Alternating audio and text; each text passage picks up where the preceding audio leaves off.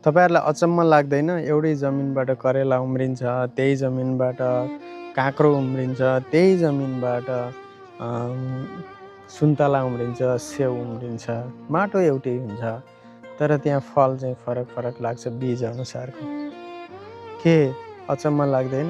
त्यही माटोमा तितोपना, त्यही माटोमा गुलियोपना, त्यही माटोमा अमिलोपना, त्यही माटोमा टर्रोपना, अनेक किसिमका स्वादहरू एउटै माटोमा, तर माटो खाँदा बिल्कुल स्वाद छैन। उसको आफ्नै स्वाद छ। कसले बनायो यस्तो सिस्टम? कहिले सोच्नु पर्दैन?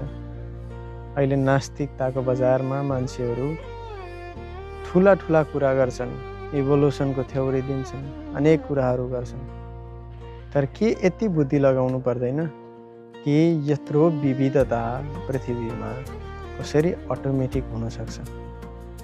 कि यो साँच्चीकै अटोमेटिक भएको हो? के संसार साँच्चीकै बिग ब्याङ थ्योरीबाटै आएको हो त?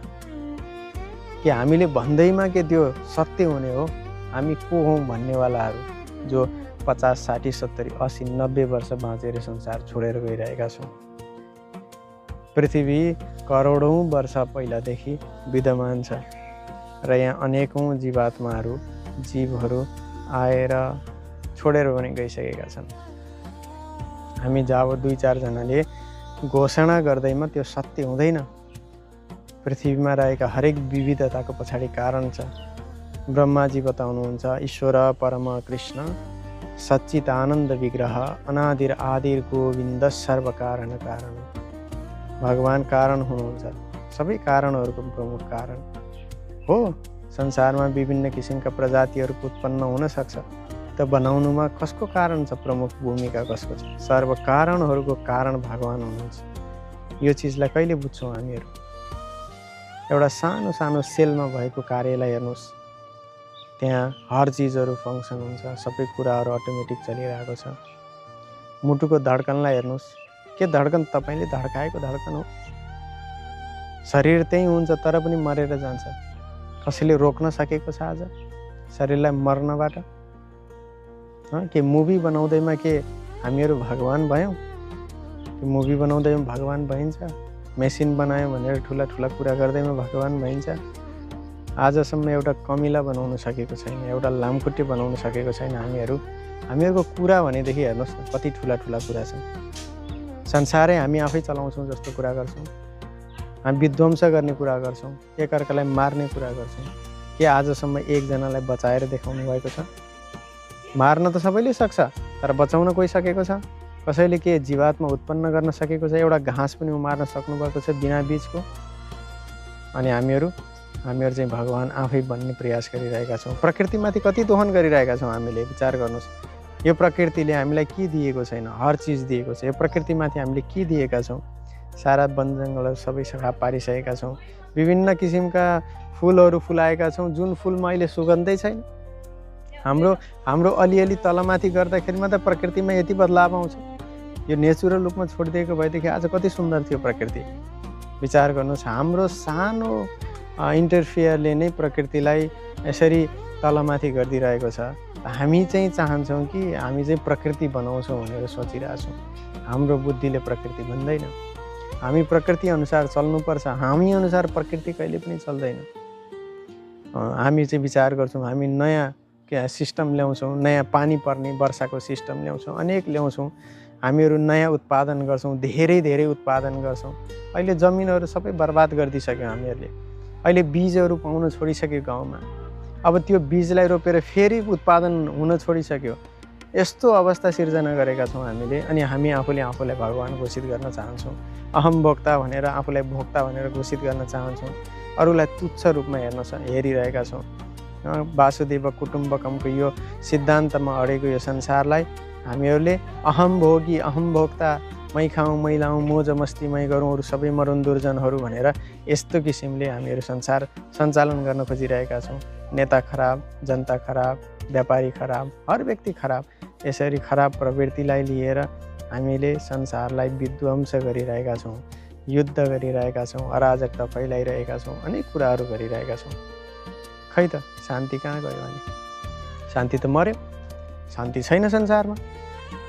अनि खाली युद्ध मात्रै छ। यत्रो इन्भेन्सन गऱ्यौँ, सबै कुराहरू गऱ्यौँ, शान्तिको लागि गऱ्यौँ, तर शान्ति भएन। इन्भेन्सनको के अर्थ रह्यो त? सुरुवातमा कसैले कुनै दिन जब सानो पनि कुनै साइकल बनाउँदाखेरिमा के सोचेको थियो होला, यसो विचार गर्नु त, के सोचेर साइकल बनाएको होला? उसले पक्कै पनि यो सोचेको थियो कि मानिसलाई यो साइकल भएपछि हिँड्नका लागि सहज हुन्छ, ऊ सुखी हुन्छ भनेर सुरुवात गरेका थियौँ।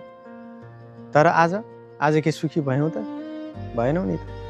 सबै कुरा त्यही नै रहेछ नि, आखिरमा जहाँको त्यही। सो यो कुरालाई विचार गर्नुपर्छ र यसलाई विचार गरेर हामीहरू अगाडि बढ्यौँ भनेदेखि साँच्चीकै खुसीको लागि इनर भित्र ग्रो डिपर भित्र खोज्न थाल्छौँ हामीहरूले बल्ल। जब भित्र खोज्छौँ नि अनि बल्ल वास्तविक शान्ति पाउँछौँ। भोक्तारं यज्ञ तपसा सर्वलोक महेश्वरम सुहृदं सर्वभूतानां ज्ञात्वा मां शान्तिं रक्षति। शान्ति कहाँ पाइन्छ? भगवान्लाई बुझेपछि पाइन्छ, आफूलाई बुझेपछि, आत्मालाई बुझेपछि पाइन्छ, आत्म साक्षात्कार भएपछि पाइन्छ। संसारमा शान्ति खोज्दै घुमिरहेका छौँ हामीहरू। विश्व राष्ट्र सङ्घ खोलेका छौँ, युद्ध रोक्न सकेका छौँ? छैनौँ त। युएनओ अनेक कुराहरू बनाइरहेका छौँ, शान्तिको स्थापना गर्नका लागि अर्गनाइजेसन बनाएका छौँ। सगरमाथाको शिखरमादेखि लिएर समुद्रका पितमा गएर बैठकहरू बसिरहेका छौँ। तर खै त बैठक बसेर शान्ति हुने हो र? होइन नि। के तपाईँ बैठक बस्नुभएको व्यक्ति, के तपाईँले 1 घन्टा दिनमा मेडिटेसन गर्नुभएको छ शान्तिको लागि? गलत दिशामा लाग्ने, यदि तपाईँ गलत दिशामा हिँड्नुभएको छ भनेदेखि त तपाईँले कहिल्यै पनि आफ्नो डेस्टिनेसन पुग्नै सक्नुहुन्न नि। आफ्नो लक्ष्यमा कसरी पुग्न सक्नुहुन्छ? बाटो नै गलत छ भने। अनि सही बाटो कसले भन्छ? सही बाटो त तपाईँहरूले स्वीकारै गर्नुहुन्न। सही बाटो भन्दा पनि स्वीकार गर्दैन भनेदेखि त अब यो गलत मार्गबाट कसरी हामीले शान्ति प्राप्त गर्न सक्छौँ? त्यो सही मार्गमा लागौँ। अध्यात्म नै सबै कुराको सोलुसन हो।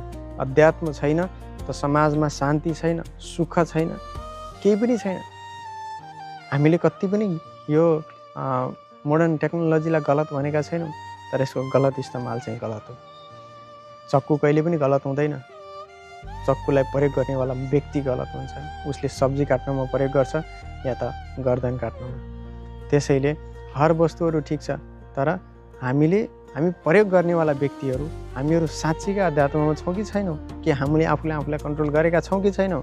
हामी आफै अरूद्वारा कन्ट्रोलित छौँ भनेदेखि अनि शान्ति पनि अरूकै हातमा छ, खुसी पनि अरूकै हातमा छ। अरूले नै हामीलाई खुसी दिन्छ, अरूले नै हामीलाई शान्ति दिन्छ भनेर पर्खिरहेका छौँ।